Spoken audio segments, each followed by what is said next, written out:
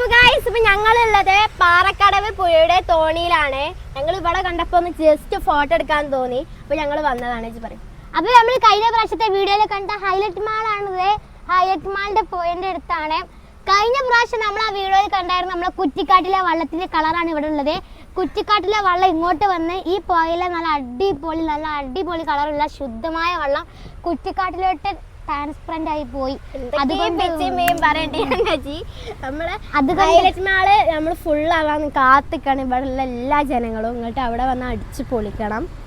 അപ്പൊ നമ്മളെ മലപ്പുറമാണ് സെറ്റ് ആവുക. ഈ പാട്ടാണ് പാട്ട് ആട് ജീവിതാക്കാം.